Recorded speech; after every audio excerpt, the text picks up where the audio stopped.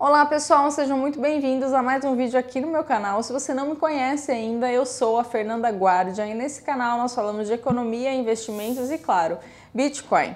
Um movimento muito interessante que tem acontecido nos mercados como um todo, não só o mercado brasileiro, mas o mercado global também, é em relação à institucionalização do mercado de criptoativos. Dentro desse movimento de institucionalização, nós tivemos aí, por exemplo, o ETF sendo lançado na bolsa, como o próprio Hash11, QBTC11, além dos fundos multimercados, enfim. Então, no vídeo de hoje eu quero comentar um pouco das vantagens de você se expor no mercado de cripto através desses fundos. Depois eu vou comentar sobre as desvantagens e no final eu vou dar a minha visão. Então me acompanhe até o final. Bom, como eu falei, esse movimento não acontece só no Brasil, mas tem acontecido em diversos países. Pegando aqui, por exemplo, um ETF que eu acompanho um pouquinho mais de perto, que é o Purpose, o primeiro ETF de Bitcoin no mundo, é um ETF canadense.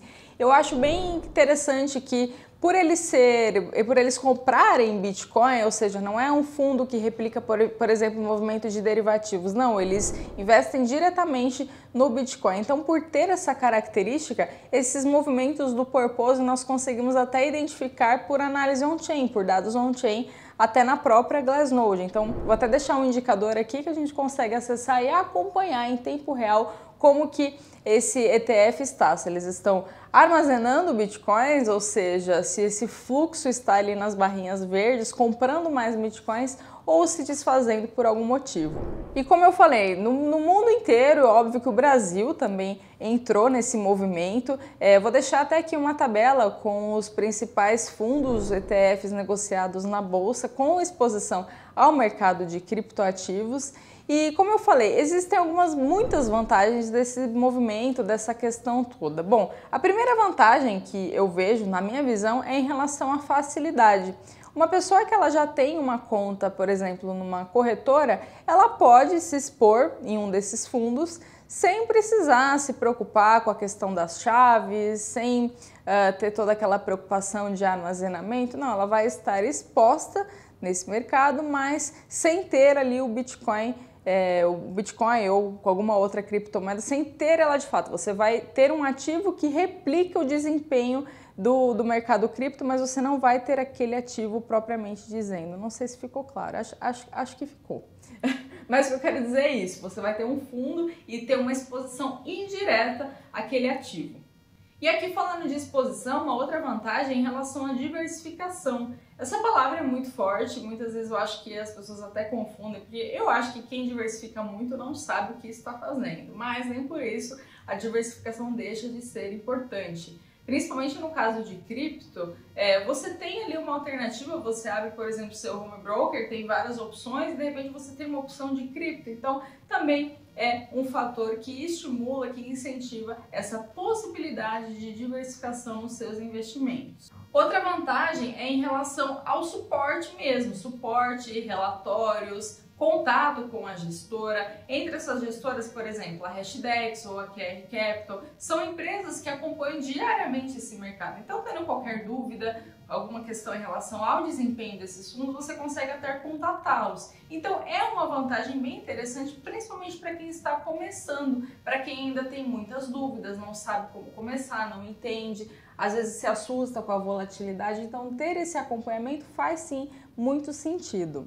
E como eu falei, você não precisa se preocupar com as chaves, porque você se expõe nesse mercado indiretamente, mas não precisa se preocupar em comprar uma carteira, qual modelo de carteira escolher, configurar a carteira, não, você simplesmente se expõe de forma indireta. Então essas foram as vantagens. Agora comentando aqui um pouquinho das desvantagens, que na verdade se aplicam basicamente a outros tipos de fundos, tá? Não estou só falando aqui de fundo de cripto, mas até, por exemplo, fundo de ações também vocês vão perceber que algumas dessas desvantagens se aplicam a essa outra classe de ativos.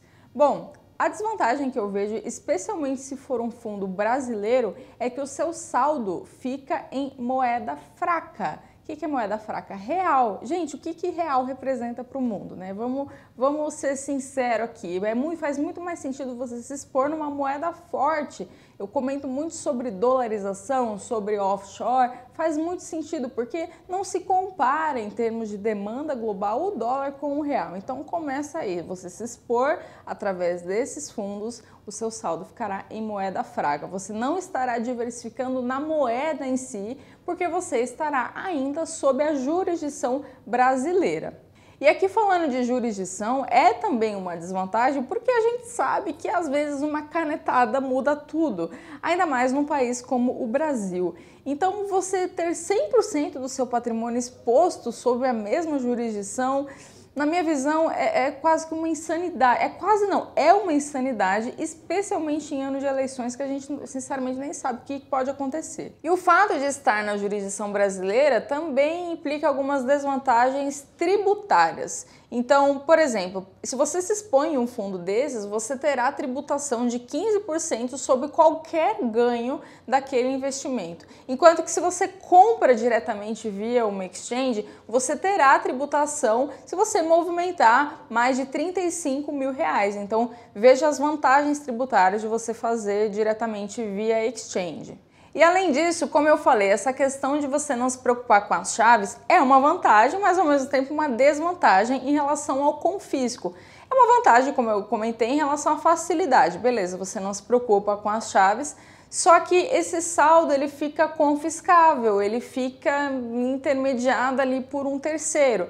E quando a gente estuda a tese do Bitcoin, nós entendemos que você é seu próprio banco. O jeito mais raiz de você ter Bitcoin é comprando, é armazenando, você assim lidando totalmente com o seu saldo, de forma que esses Bitcoins ficam inconfiscáveis. Se você armazenar direitinho, não perder as suas chaves, ninguém consegue roubar de você. Outra desvantagem é a negociação, porque você fica sujeito aos horários da Bolsa de Valores, enquanto que se você compra diretamente através de exchanges, você negocia a hora que você quiser. Isso é bom e isso é ruim, né? Porque eu conheço gente que final de semana já tá lá querendo comprar, querendo vender e não desliga e fica olhando o tempo todo a cotação. Eu era assim no começo, eu ficava olhando o tempo todo, mas aí quando a gente entende a tese, a gente até se acostuma com a volatilidade. A volatilidade é o preço do retorno futuro.